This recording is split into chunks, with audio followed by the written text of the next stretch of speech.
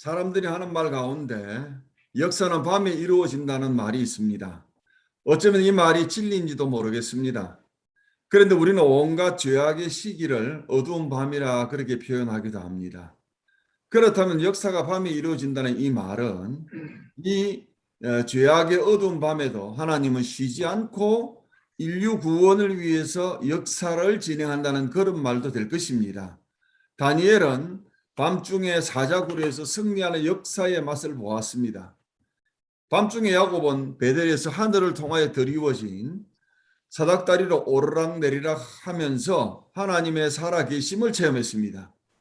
그리고 밤중에 야복강가에서 두니엘의 체험을 함으로 이스라엘의 탄생을 맛보았던 것입니다. 밤중에 바울과 실라는 찬송과 기도를 함으로써 옥문에서 나올 수 있도록 천사의 인도함을 받았던 것입니다. 정말 신기하고 놀라운 일들이 밤중에 이루어진 경우가 많이 있습니다. 하나님은 온갖 죄악의 밤을 종결시키기 위해서 이 밤에 기적을 낳았습니다. 오늘 본문 10절 11절을 보면 밤에 자기 양떼를 지키던 목자들에게 주의 천사가 말하되 무서워 말라. 보라, 내가 온 백성에게 미칠 큰 기쁨의 좋은 소식을 너희에게 전하노라. 오늘날 다윗의 동네에 너희를 위하여 구주가 나셨으니 곧 그리스도 주시니라라고 중대한 성명을 발표하셨습니다. 이 성탄의 기쁜 소식은 기독교 메시지의 전체를 요약한 말이기도 합니다. 예수님의 탄생의 성탄 소식은 온 백성에게 미칠 큰 기쁨의 좋은 소식입니다. 이 기쁨의 소식은 복음의 소식이요. 이 기쁨의 소식은 구원의 큰 기쁨의 뉴스요. 축복의 소식인 것입니다. 그리고 천군이 그 천사와 함께 하나님을 찬송하여 가라오되 지극히 높은 곳에서는 하나님께 영광이요. 땅에서는 기뻐하심을 입은 사람들 중에 평화로다 하니라고 했습니다. 오늘 이 기쁜 성탄 주일에 우리를 구원하시기 위하여 높고 높은 하늘 보좌를 버려두시고 낮고 천한 이 땅에 사람의 몸을 입고 오신 우리 주 예수 그리스도를 찬양한 천군과 천사들의 메시지를 함께 살펴보면서 함께 은혜를 나누기로 합니다. 예수님의 나심은 큰 기쁨의 좋은 소식입니다. 본문 2장 10절에도 보니까 천사가 이르되 무서워 말라. 내가 온 백성에게 미칠 큰 기쁨의 좋은 소식을 전하노라 라고 했습니다. 그래서 양치던 목자들에게 나타난 천사들이 전한 성탄의 소식은 먼저 무서워 말라고 말을 했습니다. 이 말씀은 이미 대제사장 사가랴에게 나타난 천사가 무서워 말라고 했습니다. 그 이유는 나이 많은 사가랴와 엘리사벳 부부에게 예수님의 선구자적 역할을 할 세례 요한의 잉태 소식을 들었기 때문입니다. 그리고 예수님을 잉태한 마리아에게도 나타난 천사는 말하기를 마리아여 무서워 말라고 했습니다. 그 이유는 처녀의 몸이지만 성령으로 예수님의 잉태 소식을 받았기 때문입니다. 그리고 마리아와 정혼한 요셉에게도 나타난 천사는 말하기를 마리아 데리어 오기를 무서워 말라. 그 이유는 마리아가 잉태된 것은 성령으로 잉태된 것이기 때문입니다. 그런데 오늘 천사는 이제 들에 있는 양치는 목자들에게 말하기를 무서워 말라고 했습니다. 그 이유가 무엇입니까? 그것은 바로 온 백성에게 미칠 큰 기쁨의 좋은 소식이기 때문에 그렇습니다. 그렇다면 또 이 큰 기쁨의 좋은 소식이 무엇입니까? 바로 11절에 나옵니다. 바로 그것은 오늘날 다윗의 동네에 너희를 위하여 구주가 나셨으니 곧 그리스도 주시니라고 하는 소식입니다. 우리 주님이 나신 것이 큰 기쁨의 좋은 소식입니다. 그리스도가 기쁨이며 그리스도가 좋은 소식입니다. 기쁨의 소식이란 말은 곧 복음이란 뜻입니다. 성경에서 처음으로 나오는 성경의 그 신약 성경은 바로 복음서입니다. 복음서의 주제는 예수님 이야기입니다. 즉 복음이 예수님이라는 말이지요. 마가복음 1장 1절에 보면 하나님의 아들 예수 그리스도의 복음의 시작이라고 했습니다. 이사야 선지자는 이 복음을 아름다운 소식이라고 이사야서 40장 9절에서 말을 하고 있습니다. 그렇다면 이 성탄의 계절이 즐거운 이유가 무엇입니까? 성탄의 장식 때문에 그렇습니까? 아니면 주고받는 카드 때문에 우리가 즐겁습니까? 아니면 주고받는 성탄의 선물 때문에 그렇습니까? 이 모든 것 때문에 즐거움이 아닙니다.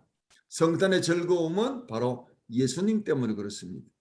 예수님 때문에 기쁨이 있습니다. 예수님 때문에 소망이 있고요. 예수님 때문에 평화가 있습니다.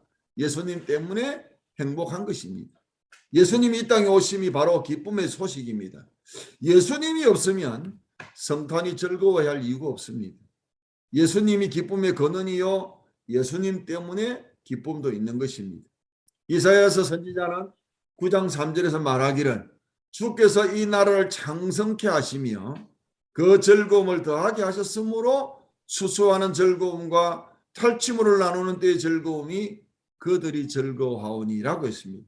예수님이 이 땅에 오신 그 자체가 즐거운 것입니다. 그리스도가 이 땅에 오심으로 비로소 즐거움이 회복된 것입니다. 우리에게 기쁨이 있게 되었습니다. 이제는 웃을 일이 없다고 했습니다. 그러나 가정에도 아기가 생기면 웃을 일이 생기는 것입니다. 아기 예수님은 우리에게 웃을 일을 제공하신 것입니다. 예수님이 기쁨입니다. 예수님이 오심이 큰 기쁨입니다.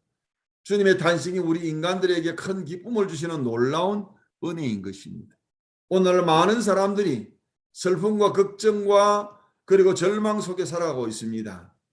과연 어떻게 해야만 기쁨의 삶을 살 수 있겠습니까?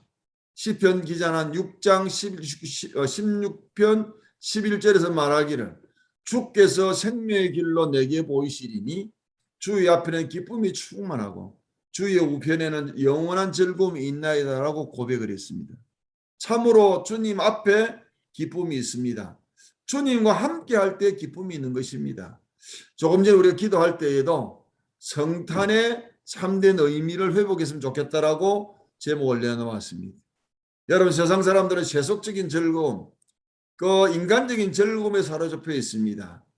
오늘 또 우리가 그런 기쁨에 사로잡혀 있다면 성탄의 참된 의미를 상실하고 살고 있는 것입니다. 예수님만이 참된 기쁨이요, 예수님과 함께 할 때에 기쁨이 있는 것입니다. 그래서 우리 기독교는 바로 기쁨의 종교입니다. 동방에서 별을 연구하던 박사들은 어느 날 하늘에서 신기한 별을 발견했습니다. 분명 인류를 구원할 메시아가 탄생할 징조였습니다. 그래서 그들은 그 큰 별을 따라서 머나먼 여행을 시작하게 되었습니다. 마태복음 2장 10절에도 보면 저희가 별을 보고 가장 크게 기뻐하고 기뻐하더라라고 했습니다. 오늘 동방 박사는 아직 예수님을 보지 못한 상태입니다. 그러나 그 별만 보고도 그들이 기쁨이 충만했다고 했습니다. 생각만 해도 기쁘고 듣기만 해도 기쁘고 마음속에 감동만 받아도 기쁜 것입니다. 오늘날 수많은 사람들이 이런 기쁨을 상실한 채, 이런 기쁨을 빼앗긴 채 살아가고 있습니다. 그 이유는 그 안에 예수가 없기 때문입니다. 잃어버린 예수님, 잃어버린 기쁨을 찾는 귀한 성탄의 계절입니다. 오늘 우리 예수님의 탄생이, 우리 예수님의 나심이 우리에게는 기쁨의 좋은 소식이라는 이야기입니다. 오늘 우리 예수님의 나심은 바로 하나님께 영광이라고 했습니다. 오늘 본문 14절에 보면 지극히 높은 곳에서는 하나님께 영광이요라고 했습니다. 천사들은 찬양하기를 먼저 지극히 높은 곳에서는 하나님께 영광이요라고 했습니다. 지극히 높은 곳에서는 하나님께 영광인 이유가 무엇입니까? 인간적인 면으로 보자면 결단코 영광일 수가 없습니다. 세상에 어떤 영광이 이런 영광이 있겠습니까? 아들이 죽는데 어떻게 영광이 됩니까?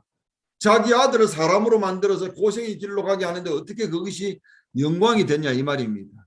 그런데 이것이 하나님의 영광이라고 밝혀놓고 있습니다. 그 이유는 예수님이 탄생하신 이 날이 바로 인간들을 구원하기 위한 하나님의 계획이 구체적으로 이루어지고 있기 때문입니다. 하나님께서 에덴에서 세상을 창조하시고 또 사람을 창조하셨습니다. 그리고 그 창조한 아담과 하와를 바라보신 하나님이 보시기에 좋았더라고 했습니다. 그런데 그 인간들이 뱀의 유혹으로 말미암아 하나님을 배신했습니다. 인간들의 타락은 하나님에게는 가장 슬픈 일입니다.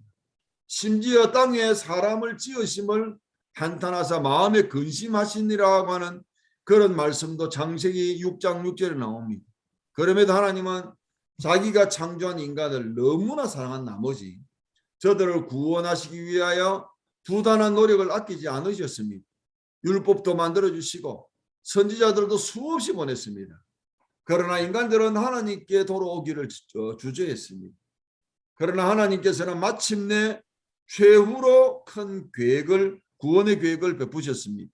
그것이 바로 자신의 독생자 예수 그리스도를 이 땅에 보내어서 십자가의 희생의 제물로 되게 하심이 바로 구원의 시작이었습니다. 그리고 인간들에게 죄 사함과 구원의 길을 열어놓으신 것입니다. 그런데 무엇보다도 하나님이 가장 기뻐하신 것은 바로 독생자의 순종입니다.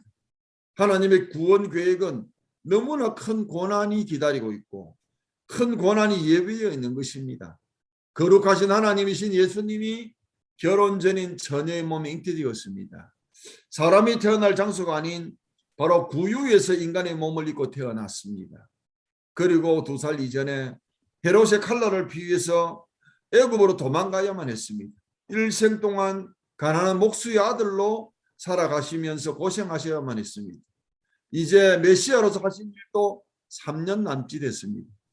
그 마지막 길은 가진 핍박을 당하시다가 가장 극악한 죄인들이 받아야 할 십자가에 못 박혀서 비참하게 죽어야만 했습니다. 참으로 순종하기 어렵고 힘든 일인 것입니다. 그럼에도 불구하고 예수님은 순종하셨습니다. 만약에 하나님이 우리를 구원하시려고 아무리 계획을 하셨다 해도 예수님이 십자가 지시는 일을 거절하셨다면 우리의 구원은 바로 숲으로 돌아가고 말았을 것입니다. 그러나 바울은 빌립보서 2장 6절로부터 8절에서 그런 근본 하나님의 본체시나 하나님과 동등됨을 취할 것을 여기지 아니하시고 오히려 자기를 비어 종의 형체를 가져 사람들과 같이 되었고 사람의 모양으로 나타나셨음에 자기를 낮추시고 죽기까지 복종했다. 그 십자가 죽으심이라 그렇게 말씀하셨습니다. 결과적으로 구원의 문을 통해서 수많은 인간들이 하나님께로 돌아오는 그런 역사가 일어난 것입니다. 바로 그 날이 오늘 성탄절입니다. 그래서 하나님께서는 가장 큰 아픔의 날이지만 동시에 가장 큰 영광이 된 날이 바로 성탄절입니다. 하나님의 영광은 우리를 구원하실 때 가능했습니다. 하나님의 영광은 인간이 평화할 때 가능했습니다. 하나님의 영광은 인간이 잘 되는 것입니다. 오늘 자녀들이 잘 되면 부모가 영광을 받습니다. 자녀의 인간들이 잘 되어서 이제 살 길이 열렸습니다.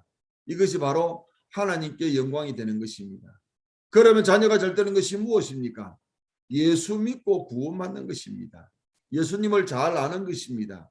예수님으로부터 생명을 얻는 것입니다. 언제 하나님이 영광을 얻습니까?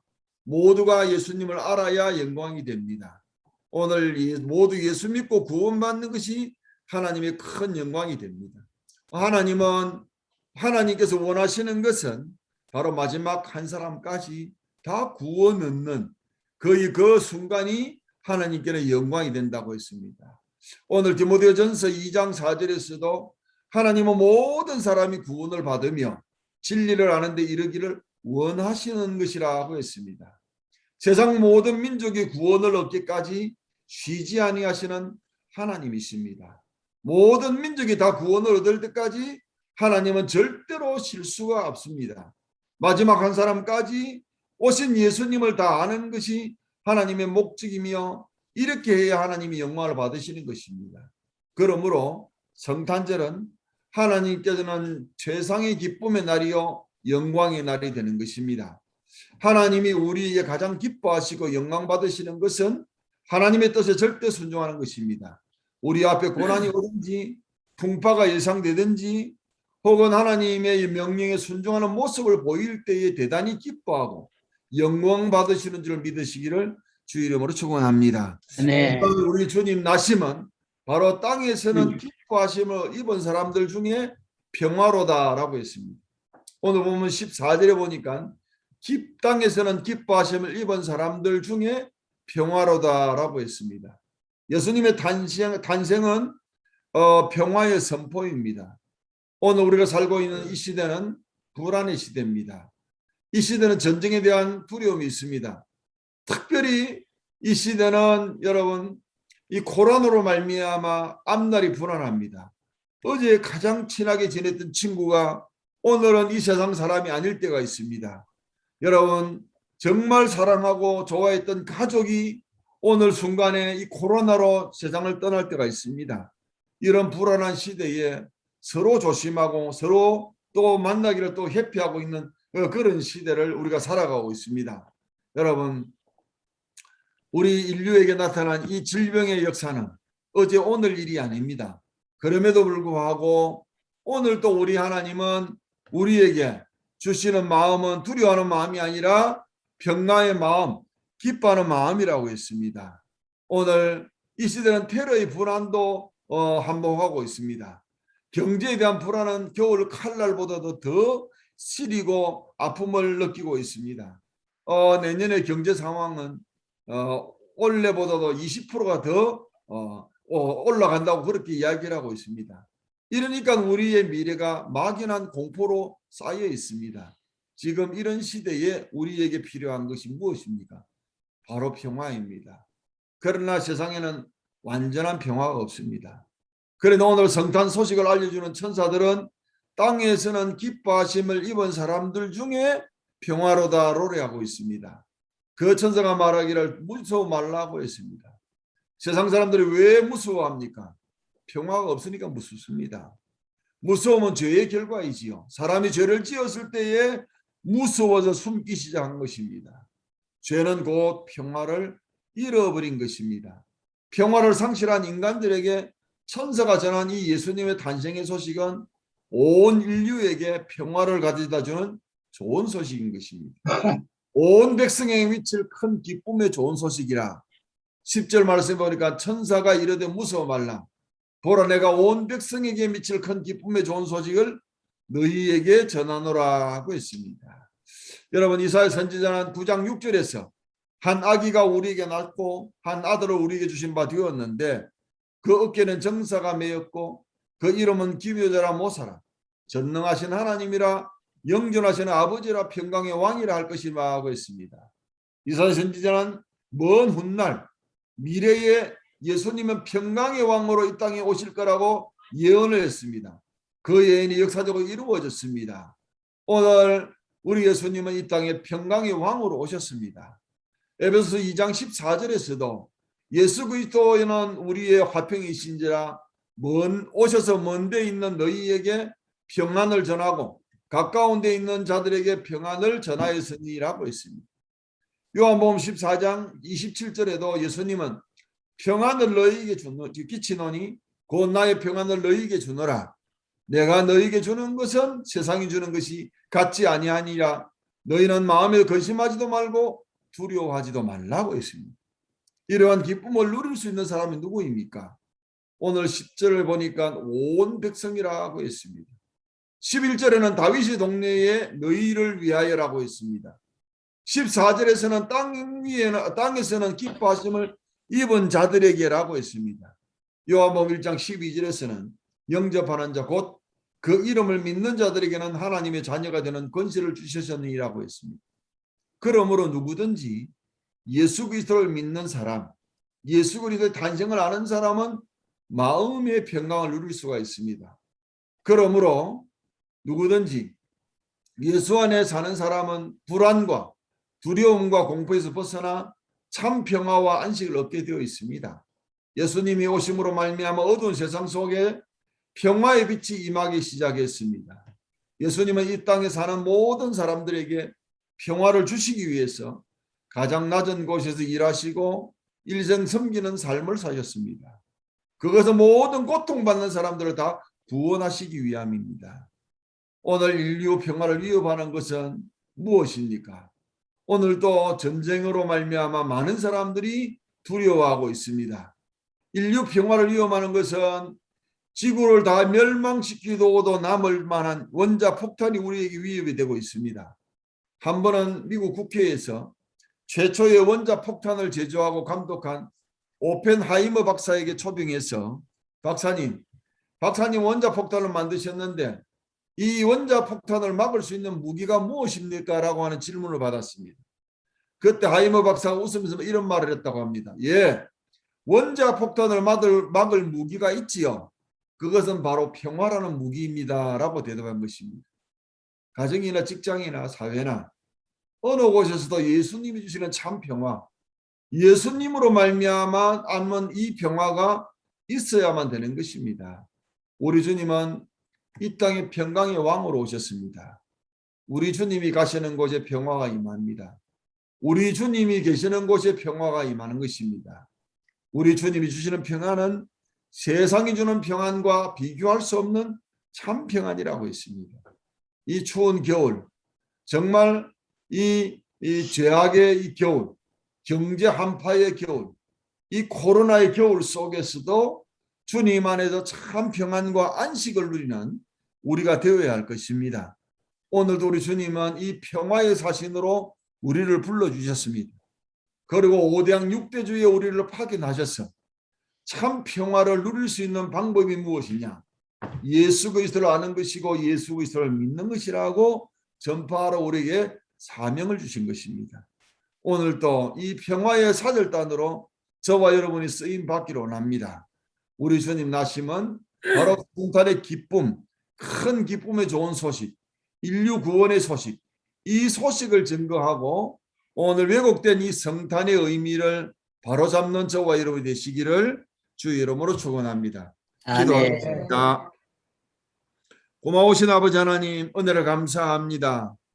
불안과 초조와 슬픔 속에 빠져 있는 인류를 구원하시기 위하여 당신의 독생자 예수 그리스도를 이 땅에 보내시고 우리를 위하여 십자가에 죽으시고 우리를 위하여 부활하시고 우리를 위하여 성천하시며 또 하나님 우편에서 우리를 위해서 기도하고 계시다가 때가 되면 다시 와서 우리를 우리 주 예수 그리스도 있는 곳으로 인도하신다는 약속을 믿고 주님 앞에 감사하며 살아가고 있습니다. 하나님, 우리 주님의 나심을 다시 한 번 더 생각하며 이 즐거운 성탄의 계절에 왜곡되어 있는 즐거움을 바르게 할 수 있는 저희들이 되게 하시고 이 성탄의 기쁜 좋은 소식을 세상 사람들에게 전거해서 나라와 열방과 만민이 주를 경배하는 귀한 날이 되게 하나님이 도와주시옵기를 간절히 바라옵고 원하옵니다. 하나님 아버지, 우리 엄목교에 속한 모든 우리 목사님, 사모님, 가족들을 기억해 주시고 이 성탄의 즐거움을 세상 사람들이 증거하는 귀한 주님의 사신들이 다 되어줄 수 있도록 도와주시옵소서. 아멘. 예수님의 이름으로 기도드리옵나이다. 아멘. 예, 감사합니다.